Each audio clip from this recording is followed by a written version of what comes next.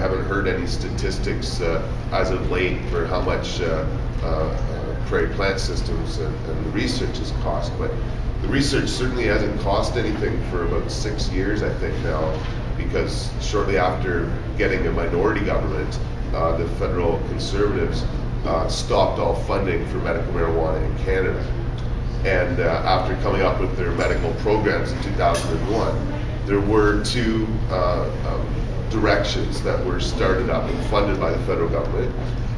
One was a study on people with AIDS, and the other was on a study of people in pain under the leadership of Dr. Mark Ware.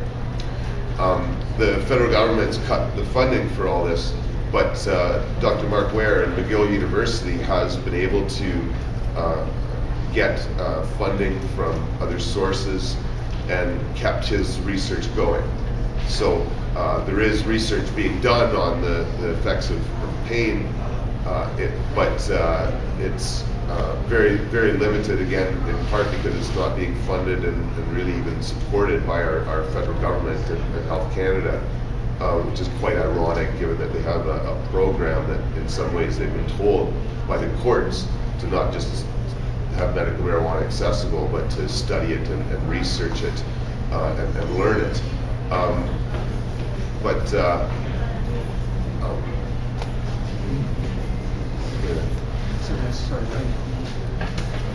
I guess I'm going to sort of switch gears a little bit into some of what the science has taught us. I guess it was 1963 that THC was first discovered, and CBD, which is the second most important cannabinoid in the plant. It was extracted and played with in all sorts of ways in the laboratory, and they synthesized it. They're selling it as Marinol or Sesamat here in Canada.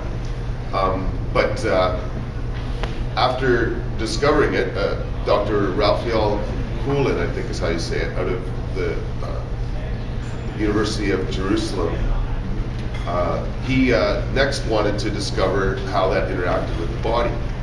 And so what they found were receptors, which are sort of like baseball gloves. There's some incredible videos online now that show this in computer imagery. But essentially, the THC molecule, you could think of it as a ball, and these receptors as almost like gloves. And if you get a brand new baseball glove and you soak it in water and put it around a baseball and leave it there overnight, that's the best way to form it, because when you take it out the next day, you just put it in there, and that's where the old phrase "fits like a glove" comes from. Well, cannabis or THC and these receptors in our body are just like that. It is, I think, very difficult for scientists to imagine coming up with a better fit. They just seem to match so perfectly. And we have two kinds of receptors, apparently. They're a little different, CB1 and CB2 receptors. Some bind better to some cannabinoids than others.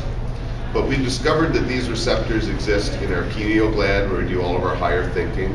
They exist where our memory and motor skills and a lot of our immune system as well, in our brain and parts that control our nervous system, are full of these receptors.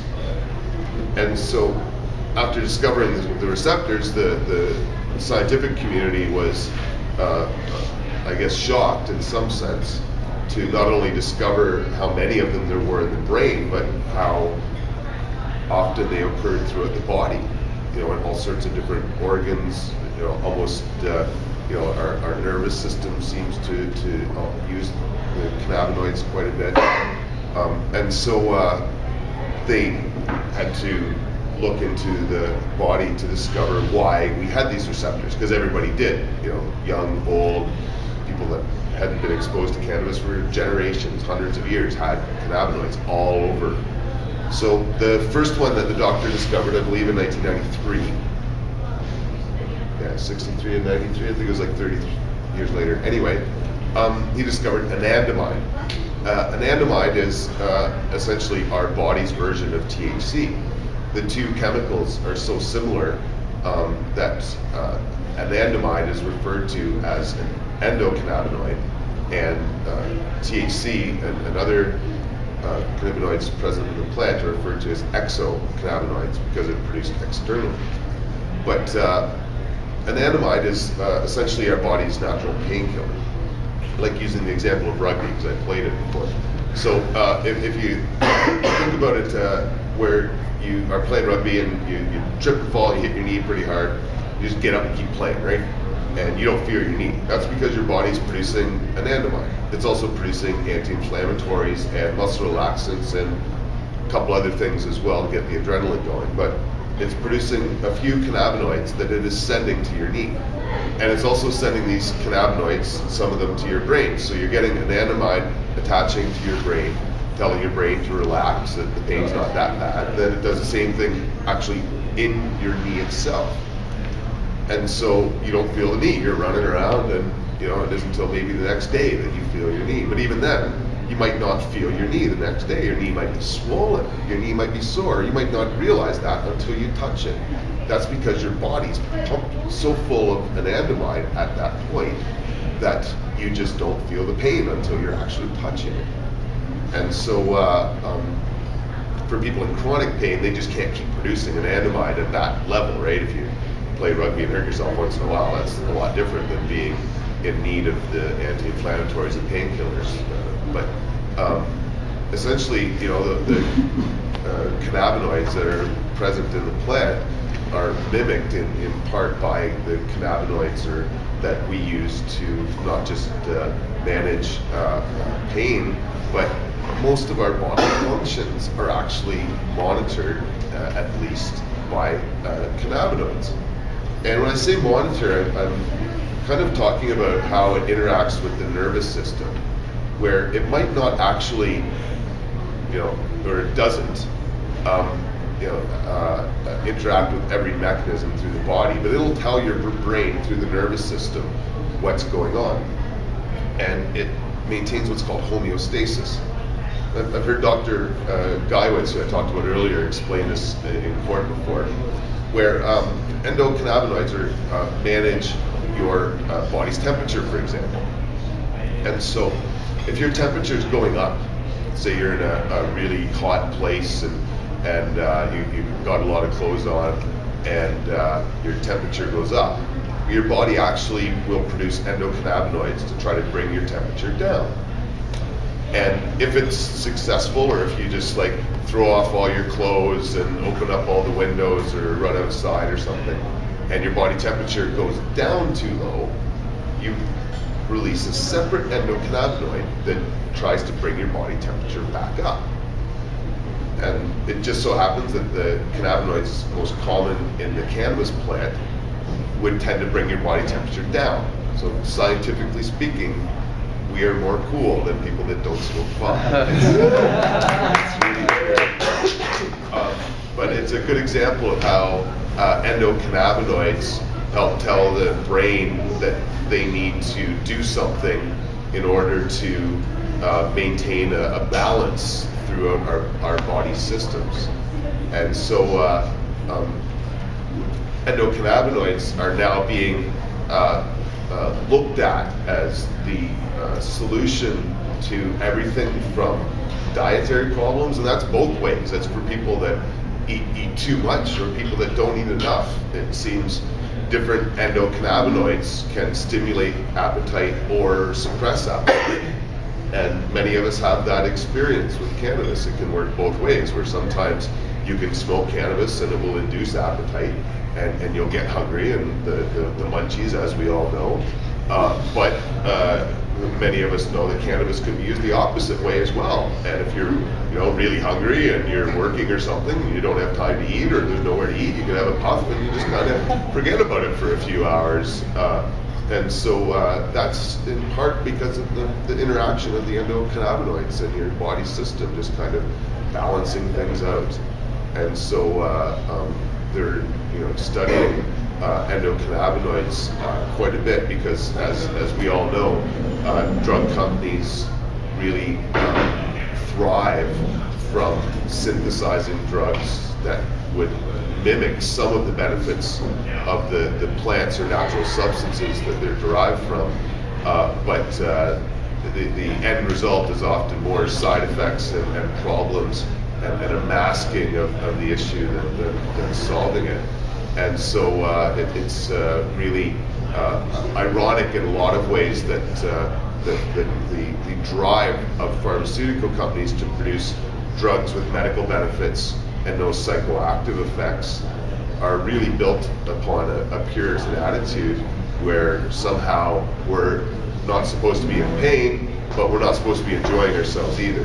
That you know would be going too far. And I really feel saddened when I meet patients that would do use cannabis or are interested in it, that would like to achieve the medical benefits without any of the euphoric benefits, especially for people that are in chronic pain or in some cases, you know, facing death a lot faster than they should be. Those people, I would suggest, more than anyone, should deserve the extra recreational benefits if they can be felt at all. But the majority of research is being done into, you know, cannabinoids and endocannabinoids, and the most recent flurry that I think we'll hear about a lot next week is about CBD, which is in some ways, I would suggest, and you know, we'll question Dr. Hornby next week, but I think CBD is just as important as THC. It's just not as prevalent in the plant. So most of the pot, and actually James just brought one of these seed bank, a new seed bank thing from downtown. And no, it's okay. But if people want to see it, it's got THC, CBD, and CBN counts on the seeds that are being sold from one of the seed companies, which is really, I think, important. CBD has some significant medical benefits, and that they, you know, don't act in isolation. Yeah.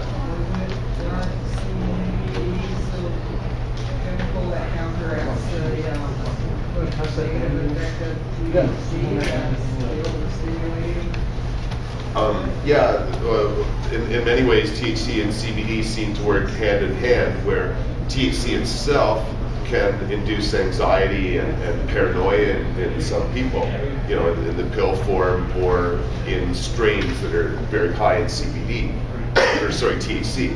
Whereas CBD has a sort of balancing effect with the THC that you know, usually doesn't allow for these negative experiences. So yeah, it seems CBD has been both underestimated and not cultivated as much as high THC counts. But that's starting to change.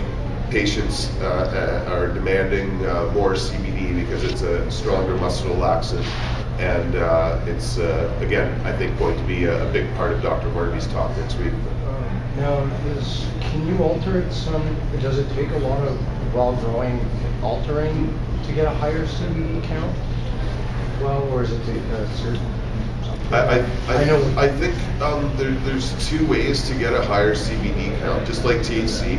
Partly genetics, partly nutrients and the environment. The hydroponic, yeah. I don't know enough. Maybe Dr. Hornby would know if it can be you know, manipulated, but I think a lot of it has to do with genetics, either creating mutants or mixing it up with other strains. And I think hemp, actually, or some strains of hemp have a lot of CBD in them. So that might be the sort of wave of the future, is kind of, you know, mixing back with some of the hemp seed strains in particular. Okay. I'll bring that up with them again next week. But yeah, Dr. Hornby can really answer any questions that you might have for sure, because research isn't my field. But really looking forward to next week's lecture myself. Dr. Hornby's great. So we're going to get him here early, actually. So yeah, we'll try to be here at like 3 o'clock so we can like do questions and stuff like that. Then at 3:30 we'll get him to do his lecture. But yeah, we'll get here early and have the open discussion with Dr. Hornby next week. So thanks again, everybody, for coming out, and have a great day.